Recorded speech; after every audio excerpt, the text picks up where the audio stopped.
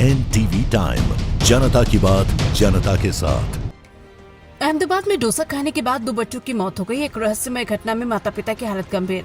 परिवार ने बताया कि खीरे से डोसा बनाकर खाने पर सभी को उल्टी हो गई। एफएसएल ने घनश्याम डेयरी से नमूने लिए। अहमदाबाद में एक रहस्यमय और चौंकाने वाली घटना सामने आई। परिवार का आरोपी के चांदखेड़ा इलाके में तैयार डोसा का खीरू लाकर उसमें डोसा बनाने के बाद 2 मासूम बच्चों की मौत हो गई।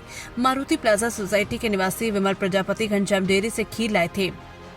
डोसा बनाने के बाद परिवार के सदस्यों की तबीयत बिगड़ गई। इस दौरान राहा नाम की 3 महीने की बच्ची और मिश्री नाम की 4 साल की बच्ची की मौत हो गई। विमल प्रजापति और उनकी पत्नी भावना प्रजापति का केडी अस्पताल में इलाज चल रहा है। घटना की जानकारी मिलते ही चांदखेड़ा पुलिस ने आकस्मिक मृत्यु का मामला दर्ज कर जांच शुरू कर दी है। खीर की गुणवत्ता जानने के लिए एफएसआई की टीम ने घनश्याम डेयरी से नमूने लेकर जांच की। अहमदाबाद से अभिषेक पटेल की रिपोर्ट। हाँ, શું થયું હતું ગૌરીશંકરભાઈ? હરિશંકર પ્રજાપતિ મારો છોકરો સાંજે 8 વાગે ઘનશ્યામ ડેરી આઈસી રોડથી ખીરું લઈને આવ્યો. પછી એને ઢોસા બનાવીને ખાધા અને એકલે જ ખાધા હતા. તો એને ત્રીજા દિવસે સવારે ઉલટીઓ ચાલુ થઈ ગઈ. પછી એને એડમિટ કર્યો. પછી એની વાઈફને ખબર ન પડી કે આ ખાવાથી જ ઉલટીઓ થઈ છે. એટલે એને બી ખાધું ને એની નાની છોકરી હતી એને બી એક ડોસો ખવડાવ્યો. એટલે એ લોકો બી બીજા દિવસથી પાછા ઉલટીઓ ચાલુ કરવા માંડ્યા. એટલે આ ત્રણેયને હોસ્પિટલ લઈ ગયા. ચારેને હોસ્પિટલ લઈ ગયા. પછી એક નાની બેબી હતી 2.5 મહિનાની, એ હિંચકી ખાતી ખાતી એની ડેથ થઈ ગઈ. પછી બીજા દિવસે 3.5 વર્ષની બેબી હતી, એને બી એડમિટ કરી હતી. છતાં અમે છૂટી લઈને આવ્યા. પછી બીજા દિવસે પાછી એને બી પ્રોબ્લેમ થઈ એટલે હોસ્પિટલ લઈ ગયા કેડીમાં. ડૉક્ટરે બચાવી ના શક્યા. એના ડૉક્ટરે ઓક્સિજનની કમી બતાવીને એને ડેથ ઘોષિત કરી. પછી અત્યારે છોકરો અને છોકરી 2 કેડી હોસ્પિટલમાં એડમિટ છે. એ આઈસીયુમાં છે. એટલે આનું અમારે પૂરી જાંચ પોલીસ દ્વારા થઈને આની પૂરી જાંચ પ્રક્રિયા કરીને એનું ન્યાય અમને અપાવવો જોઈએ. Thank you. એવું મીડિયાને અમે આપી. Thank you. સાહેબ, ચાંદખેડાની અંદર 2 બાળકીઓના મૃત્યુ નિપજ્યા છે. પોલીસે પ્રાથમિક કાર્યવાહી શું કરી છે અને તપાસ દરમિયાન શું હકીકત સામે આવી છે? ગઈકાલ તારીખ 5/4/2026ના રોજ જે વિપુલ કુમાર ગૌરીશંકર પ્રજાપતિ છે એમણે જાહેરાત આપી છે કે એમની જે દીકરી છે 3 વર્ષની મિષ્ઠી એ મરણ ગયેલ છે.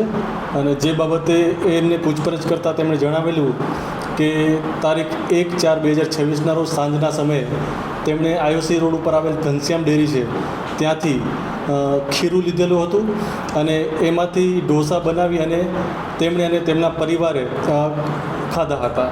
અને બીજા દિવસે બી 2 તારીખે બી એમાંથી જ ખીરું બનાવીને એના ફેમિલીએ ખાધા હતા. અને જેના કારણે ફૂડ પોઈઝનિંગ થવાના કારણે એ લોકોની તબિયત કથળેલી હતી. અને આના જ કારણે તેઓ પ્રથમ સામાન્ય સારવાર લીધેલી હતી અને જેનાથી ફરક પડી જતા પછી એમને આગળ દવાખાને ગયેલ નહોતા. પરંતુ તબિયત વધારે ખરાબ થતાં તેઓએ કેડી હોસ્પિટલમાં પણ સારવાર લીધેલી હતી. અને બાદમાં તારીખ 4/4/2026ના રોજ તેમની જે 2.5 મહિનાની દીકરી છે અચાનક તેનું મરણ ગયેલું હતું. જે બાબતે તેઓ જાહેરાત કરેલી નથી પરંતુ તેની અંતિમ વિધિ કરી નાખેલી હતી. ત્યારબાદ તારીખ 5/4/2026ના રોજ જે તેમની 3 વર્ષની દીકરી છે તે સવારે ઉઠેલી અને અચાનક ચક્કર આવતા પડી જતા તેને કેડી હોસ્પિટલ લઈ ગયેલા હતા અને ત્યાં તેને મરણ જાહેર કરેલી હતી.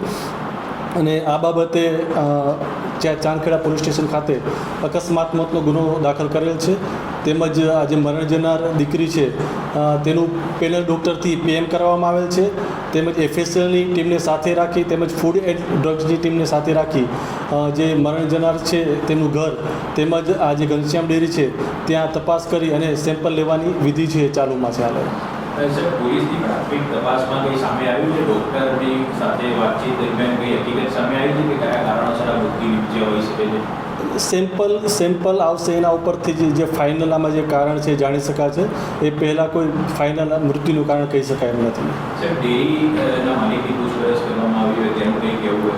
એ આજે હાલે પૂછપરછ ચાલુમાં છે અને એ આગળ જે તપાસમાં જે નીકળશે એ પ્રમાણે આગળની કાર્યવાહી કરવામાં આવશે. પોલીસની કામગીરી આગળ કઈ રીતની રહેશે?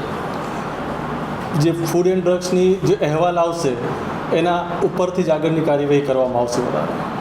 ખાસ તો ખીરું ક્યારે ખરીદ્યું હતું અને મોત ક્યારે થયું હતું, ક્યારે કોઈ ખાધું હતું, ટાઈમિંગ કેવું કે નિવેદનમાં આ લોકોએ 1/4/2026ના રોજ એટલે આજથી સમજો 5 દિવસ પહેલાં ખીરું ખરીદ્યું હતું અને એ જ સમયે આ લોકોએ એને ખાધું પણ હતું. સર, માતા પિતા પણ એડમિટ છે, એને કોઈ સારવાર આપવામાં આવી છે. માતા પિતા અને બાળક જે તે સમયે જ્યારે સારવાર આપવામાં આવી ત્યારે ડૉક્ટરે તપાસ કરી તો સિમ્ટમ્સ શેના હતા? ફૂડ પોઈઝનિંગના સિમ્ટમ્સ હતા કે અન્ય કોઈ સિમ્ટમ્સ હતા? એમાં પ્રથમ તો આ લોકોને ઉલટી અને વીકનેસ ને એવું હતું જેના કારણે એડમિટ થયેલા હતા, પણ સામાન્ય દવાથી સારું લાગતા એ લોકોએ ડિસ્ચાર્જ કરેલા હતા. ગંજામ ડેરીની તપાસમાં ડેરીવાળા ખીરું કોને બતાવી? અત્યાર સુધી હજી એની પૂછપરછ ચાલુમાં છે, એટલે કોને કોને વેચ્યું છે, જે આ સિવાય બી કોઈ વ્યક્તિને આડઅસર થઈ છે કે કેમ એ બાબતે હજી આગળ તપાસમાં જાણવા મળશે આપણને. સર, નાની બાળકી હતી એનું એટલે વારંવાર કરી નાખ્યું તો આ વર્ષે આપણે શંકાના દાયરામાં છે. આપણે એવું કે શંકાસ્પદ ગતિવિધિ મુવમેન્ટ કે ભાવનો પરિવાર પોલીસ સ્કૂલમાં અત્યાર સુધી ધ્યાને આવી શક્યું? એ અત્યાર સુધી તો હજી જાણી નથી શક્યો, કારણ કે એના જે ફેમિલી મેમ્બર છે, એની મધર છે, ફાધર છે, એ લોકોની બી તબિયત હજી એટલી પ્રોપર નથી, એટલે આપણે આ બાબતે હજી ઊંડાણપૂર્વક તપાસ કરશું અને બીજું બી કોઈ એંગલ નીકળશે તો એ બાબતે પણ તપાસ કરવામાં આવશે.